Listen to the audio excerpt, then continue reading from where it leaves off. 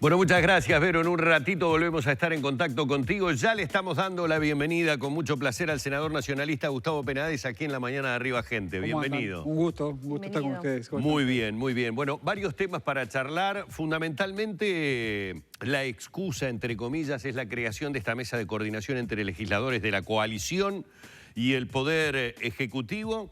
Y bueno, un hecho político para nada menor. Puede obviamente tener muchísimas lecturas, la necesidad de coordinar, la necesidad seguramente de tener más consensos que disensos, de definir determinado tipo de situaciones, pero también de alguna manera una señal de que una frase que se ha reiterado por varios actores de la coalición, fundamentalmente por el presidente de la República, de que la coalición vino para quedarse, esto como que le generaría como un marco de institucionalidad. Bueno, tal vez sea demasiado lo que estoy diciendo. No, está bien. O puede tener...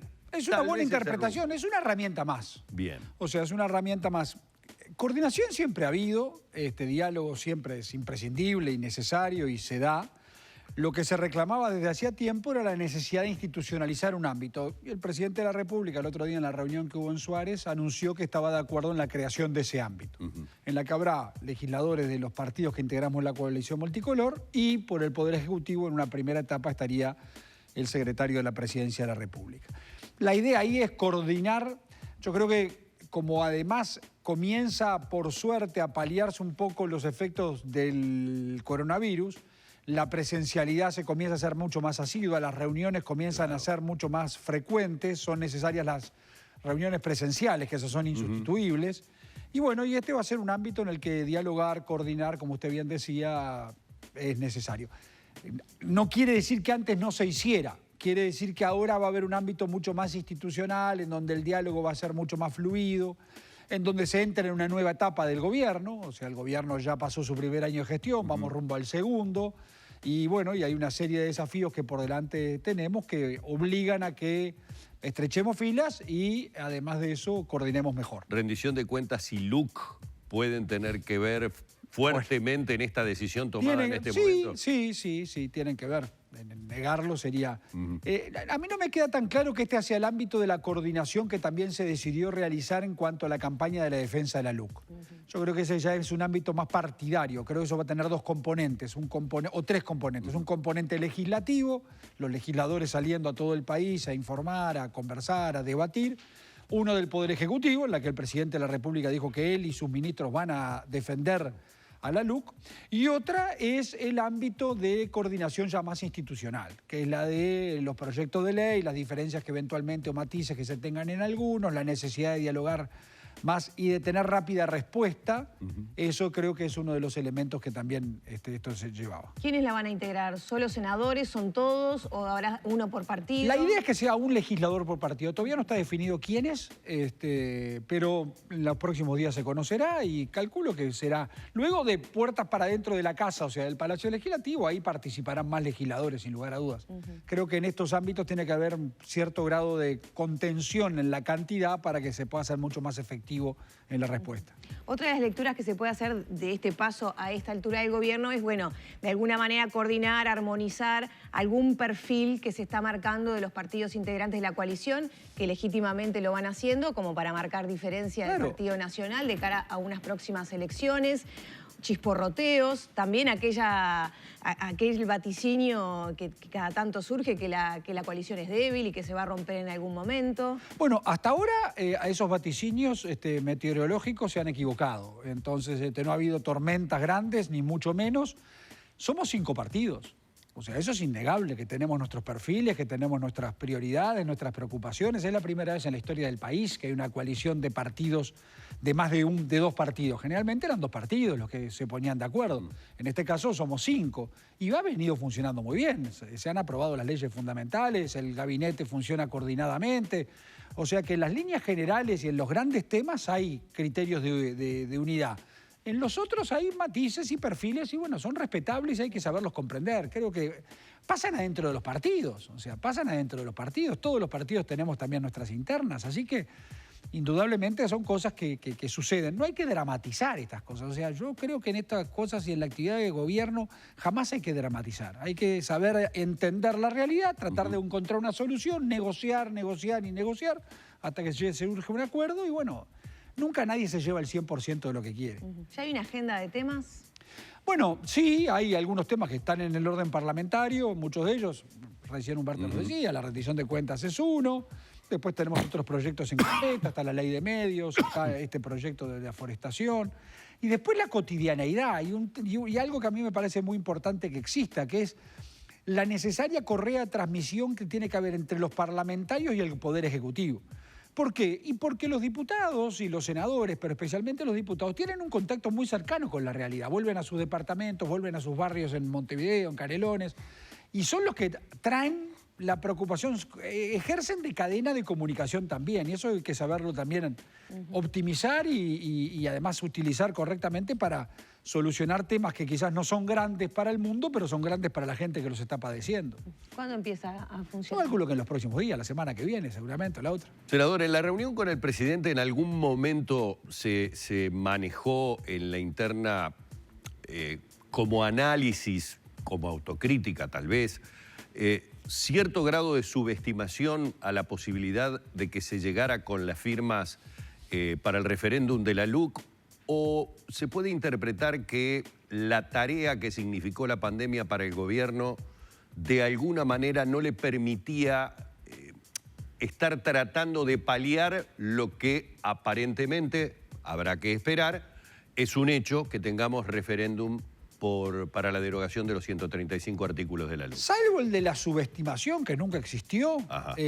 lo demás sí, la prioridad del gobierno estaba en la atención de... Se aprobó la LUC, el año pasado fue un año muy importante desde el punto de vista legislativo, en donde se mostró que la coalición había funcionado muy bien. La ley de urgente consideración y el presupuesto nacional son las dos grandes soportes del gobierno, o las dos grandes estructuras de acción del gobierno hacia adelante. Después es natural que una fuerza política y el movimiento sindical que obtuvieron una cantidad muy importante de votos logren tener también una fuerte adhesión de sus votantes. Eso es así y se muestra en todos los estudios. Así que no era tan difícil que se lograra alcanzar las firmas necesarias para la convocatoria. Y ahora comienza la etapa que vamos a tener que cumplir todos. Antes decía, bueno, algunos decían el otro día, bueno, capaz que hicimos mal en no debatir. No, el que quería firmar iba a firmar igual. O sea, yo no creo que nadie de los que tuvo el acto de ir a firmar hubiera firmado si lo hubieran explicado o hubiera visto un debate más en televisión. Claro. La etapa que se viene ahora es esa, que es la de informar a todo el cuerpo electoral, no solamente a los promotores o a los que estaban decididos a firmar para promover el referéndum. Ahora sí hay que conversar, hay que debatir, vendremos a Canal 10, a todos lados, a intercambiar ideas, a explicar el por qué es buena la LUC, por qué es necesaria que se mantenga. Sí, para empezar a decirle a la gente cuáles son los 135 artículos, Exacto. porque lo digo con todo respeto, debe haber mucha gente que nos está mirando que se tomó el trabajo de leer artículo por artículo de los cuales se pretenden derogar, y otros no. Pero vamos a ser honestos, la gran mayoría no conoce el contenido Ni de los 135 ni los 500. Bueno, ni que hablar de los 500, pero los otros, digamos, no Sí, hay problema porque entiendo. además fueron votados por la oposición. Es decir, que en este caso habría como un consenso político de que es bueno.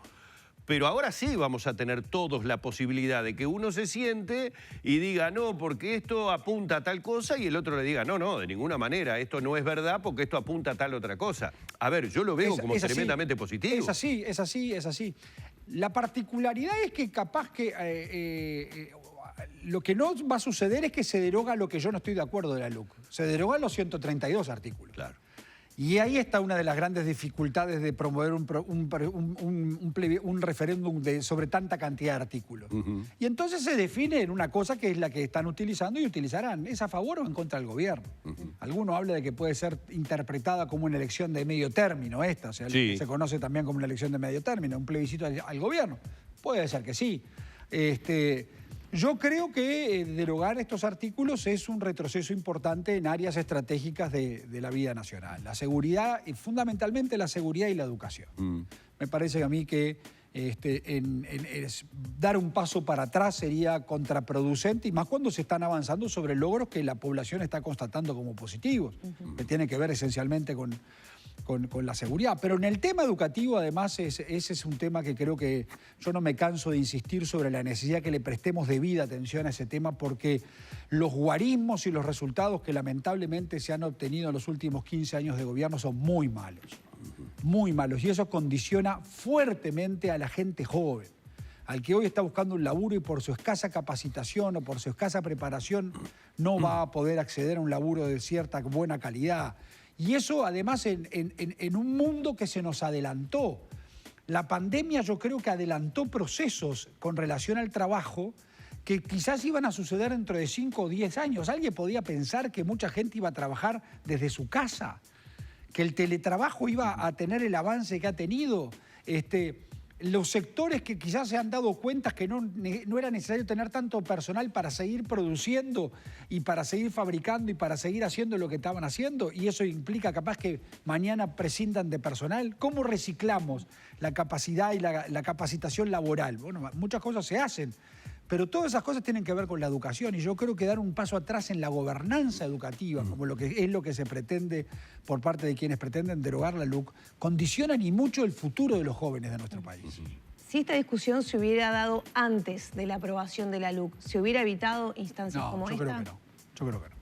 Yo creo que no, que fue correcta la estrategia de no debatir.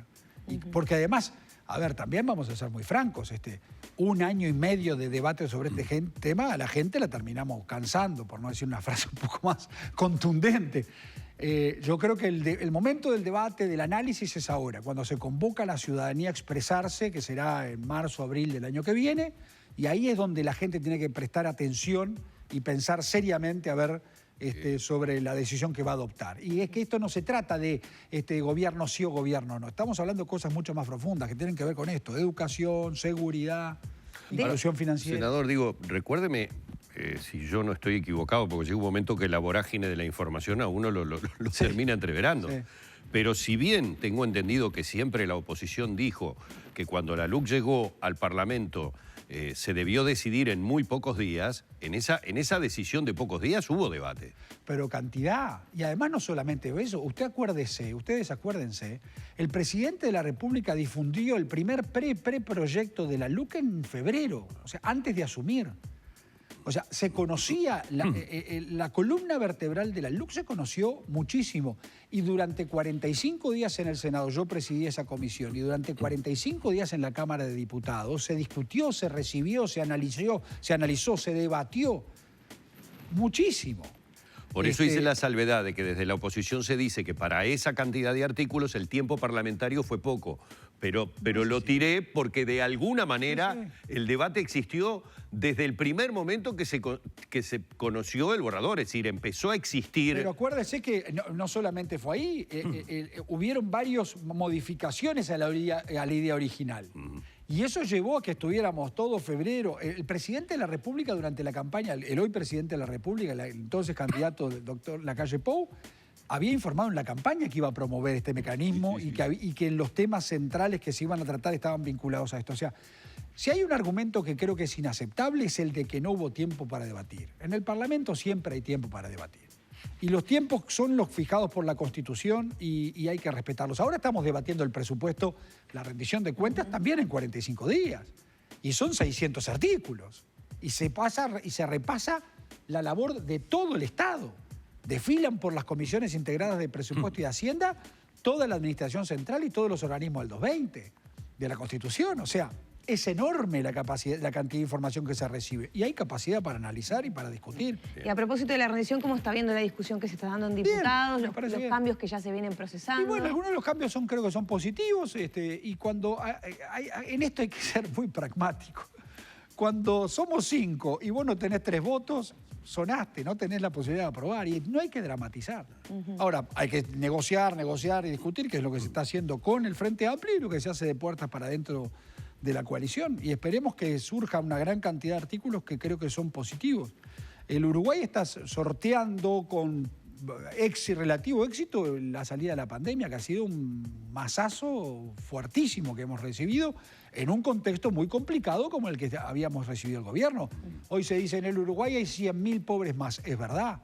Ahora, nosotros teníamos 300.000 pobres cuando se asumió el 1 de marzo del 2020. No me parece honesto intelectualmente decir que hoy hay 100.000 más, que es cierto, sin decir lo otro, que en el Uruguay habían 300.000, que en una semana después de que se declaró la emergencia sanitaria, 400.000 personas trabajaban informalmente en el Uruguay.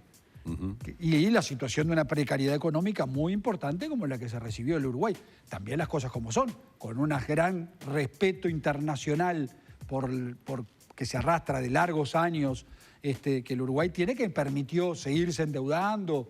O sea, entonces las cosas hay que ponerlas en su justo término. Senador, le hago una pregunta eminentemente política, dada su experiencia en el tema. ¿Deberá cuidarse a partir de este momento el gobierno y de aquí a la posible realización del referéndum de medidas impopulares como, por ejemplo, el efecto que causaron los últimos aumentos de combustible?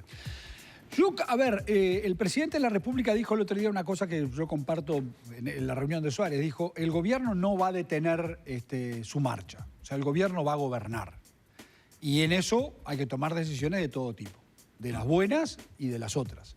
Y bueno, el aumento del combustible está... fíjese usted que la crítica que hoy está recibiendo el aumento del combustible, que está relacionado con un cambio de cálculo que se realizó justamente en la LUC, esos artículos fueron votados por unanimidad. O sea, el Frente Amplio votó esos artículos. Ahora los pretende derogar, pero en el Parlamento los votó. No era la idea original que traía el Partido Nacional. El Partido Nacional hablaba de libre competencia. Sí. Como no se logró eso, y acá va lo del cuento de que nadie se lleva siempre todo lo que quiere, se llegó a esta medida transaccional. Que en los momentos que nos está tocando vivir, que es momentos en los que el petróleo sube, y lamentablemente hay que subir los combustibles. Cuando esperemos que alguna vez el petróleo baje, bajarán los combustibles. Y también decirle a la población, porque esto, por supuesto que a todos nos enoja cuando vamos a la estación de servicio pagar el litro de nafta a 70 pesos como lo tenemos que pagar. Ahora, tenemos que saber que eso está compuesto también de otras cosas. Un porcentaje altísimo son impuestos que nada tienen que ver con el petróleo, pero es una forma que el Estado tiene para financiar su presupuesto. Otras cosas tienen que ver con los costos cruzados que tiene mucha de la ineficiencia de ANCAP. ¿Esto es un camino alternativo para llegar entonces a que ANCAP termine importando ya Este fue un camino alternativo. Lo que tiene que exigirse ANCAP es ser cada día más eficiente y enfrentar a la ciudadanía a decisiones que debemos adoptar entre todos. Tenemos que subsidiar el precio del Portland, porque la actividad del Portland ANCAP es absolutamente deficitaria. ¿Lo tenemos que seguir haciendo, sí o no? Y es una decisión que tenemos que adoptar. En algún momento la va a tener que adoptar la ciudadanía también, y si no, no te quejes. Porque si vos lo que querés es seguir financiando actividades que son absolutamente deficitarias, que tienen su consecuencia, que ¿cuál es? ANCAP fija el precio del Portland en tanto para tratar de subsistir y lo que es natural, tratar de... Ahora, existen otras compañías de fabricación de Portland en el Uruguay que son más eficientes que ANCAP en la fabricación. Ahora, ¿qué es lo que pasa? Como ANCAP fija el precio del Portland en tanto, estas compañías lo fijan casi que igual, teniendo costos mucho menores, o sea, aumenta muchísimo la ganancia. ¿Pero por qué? ¿Y por qué? ¿Y por qué es así? Ahora, ¿quiénes se terminan bromando? Y el tipo que va a comprar una bolsa de Portland para hoy terminar de hacer una pared en su casa.